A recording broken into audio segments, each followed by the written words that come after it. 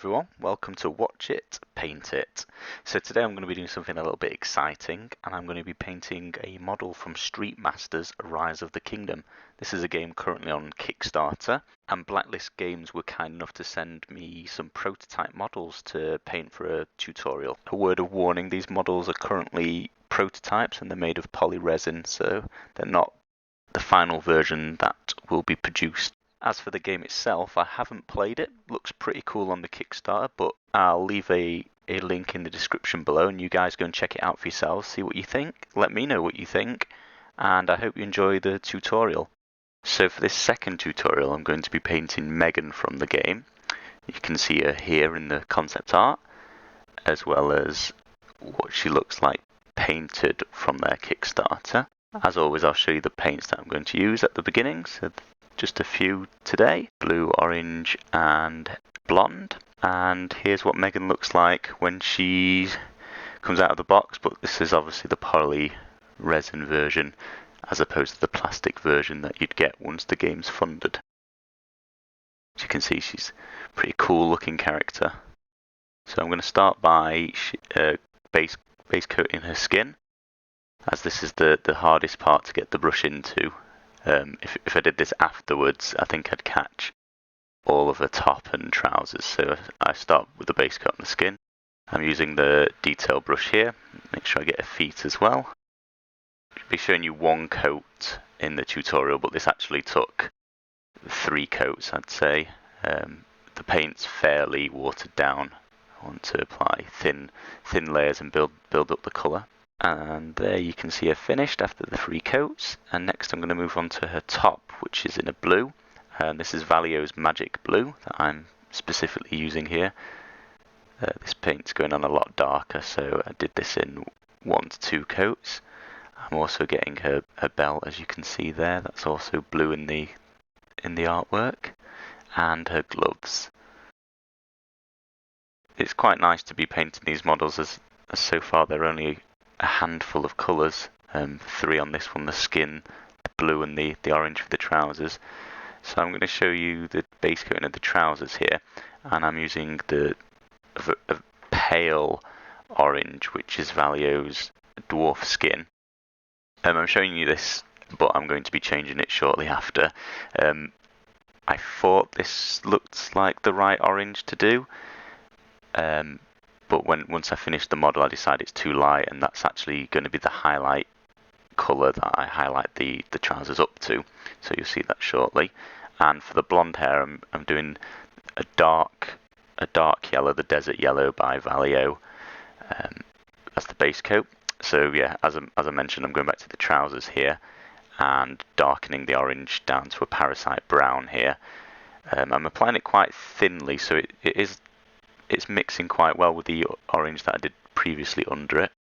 There you can see it fully base coated. And I think with the way the model's cast, it's casting quite natural shadows over her. So I think to some extent I could have stopped here, especially for tabletop play. I think that was a fairly quick, effective paint job. So next I'm handing over to Benson again to help me highlight up the model, and he's going to be mixing the Magic Blue down to an Electric Blue by Vallejo as well. He's showing you the mixing process here, so he's taken about 50-50 of each, and if you do the mixing next to the paints you're mixing from, you can stop when you get it to the level of highlight colour that you need.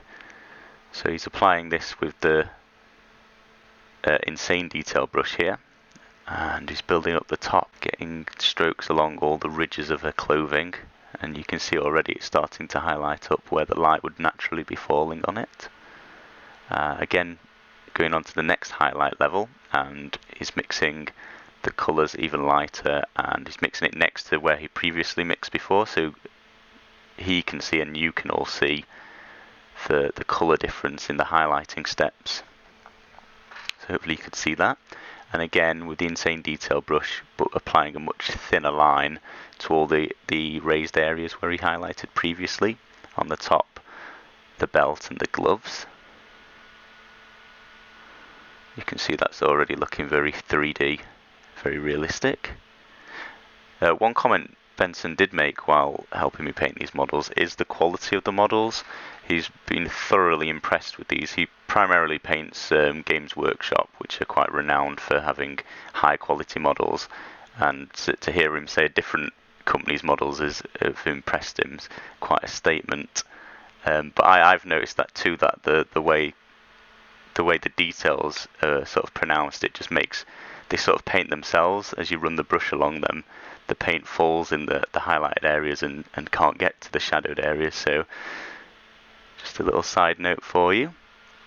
So as you can see, he was mixing up the final level of highlight, going almost to a full electric blue, if not entirely electric blue by now, and just catching the very edges of her top and her belt and her gloves, just where the light would be hitting the strongest.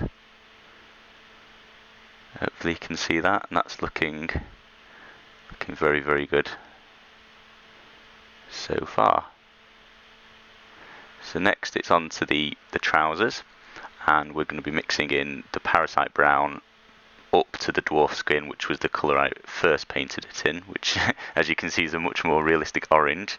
The browns are brown, but it does form a good shadow colour. So back to the detail brush here, and going to be painting about 50-50% of the two mixed together along all the raised areas of the trousers, as you can see here, doing the front. Now Benson wanted to mention the ordering in which he's doing the highlighting is sort of the opposite order to how I did the base coating, and that's to do with the strength of the colours, so that he didn't want to catch any blue on the skin after he'd highlighted the skin, and any orange on the skin either. So whereas I did, when I did the base coating, I wanted to put the skin on first, so I didn't catch the raised areas reaching in for a face and the chest, etc. When you're doing the highlighting and you're on a much smaller brush and you're being much more careful, that's less of a problem. It's more of a problem that you catch the blue on the skin, and you don't want to be doing that after you've finished doing her skin. Hopefully that makes sense. So he's mixing the Parasite brown lighter and lighter towards the Dwarf skin, and applying thinner and thinner coats to the raised areas, as you can see, getting all the edges of the folds in her trousers. You can see that starting to look more and more realistic. And finally onto the very final highlight, which is pure Dwarf skin. Hopefully you can see now that the trousers and the top, gloves, belt are all looking fairly realistic, three-dimensional. So next we're going to move on to highlighting her skin, starting at the same colour as the base coat, the Survivor skin by Army Painter, and we're going to be blending this with Pale Flesh by Vallejo. You can see the two colours there, there's quite a difference. So if we mix those two together, about 50-50 to begin with, don't forget to add a little bit of water to thin the paint, and then using the detail brush, we're applying it to her abs, her shoulder, forearm, so you can see, just leaving the original base coat in the very deepest recesses. Make sure we get her fingers, her nose, her chin, her cheekbones, her forehead, and her back as well. And then taking that colour and making it lighter again, adding more of the pale flesh in, mixing that together. Hopefully you can see that's quite a lot lighter than the previous colour. Just darkening it a little bit and testing it against the previous colour there, so you could see it was lighter. Using the detail brush again and applying even smaller amounts of highlighting on the previously highlighted areas, blending that together. Fingers again. Chest, a nose, a chin and a cheeks once more. And then for the final highlight, taking mostly the pale flesh and adding a tiny bit of the Survivor skin to it, and just dabbing it, tiny dots, using the side of the brush on all the areas that we'd highlighted up. Make sure to get a nose, a cheeks and a chin just the smallest amount you can. And that moves us on to our final highlight, which is her blonde hair. So taking the desert yellow, which was the original base coat, and mixing that this time with zombie skin from the Army Painter. As you can see, that's a sort of lighter version of the desert yellow. It's a yellowy white. It's quite close to being white. And you can see mixing the two together until you've got a nice colour between the two. Adding a dab of water. And then painting in each individual hair, as you can see there. But she's not got very many. And then down the back of her head, you can just use the side of the brush, almost like dry brushing, and scrape it onto her hairs. As you can see, that didn't take very long, and that was painting individual strands on this model.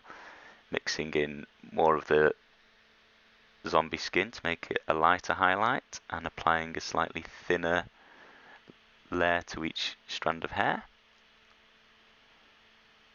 And as you can see, that's starting to look quite blonde, quite realistic now.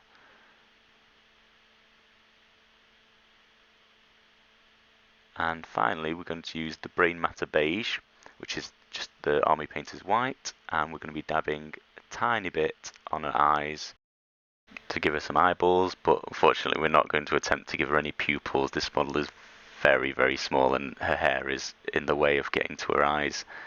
For the last part, I'm just back adding a dead black base to the model to really try and make it pop, the same as I did with Drago. Just adding that on quickly, and there we are. That's the finished Megan. I hope you've enjoyed seeing her paint. I'm fairly happy with how she's come out. I hope you are too. So if you've got any comments, drop them below. Give Benson a thumbs up. He's helped me out again. I really appreciate his help, and I hope you're liking how he's doing all the highlighting and it's helping you see what to do.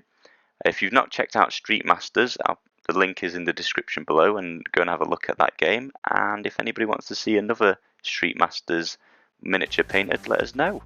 Thanks for watching.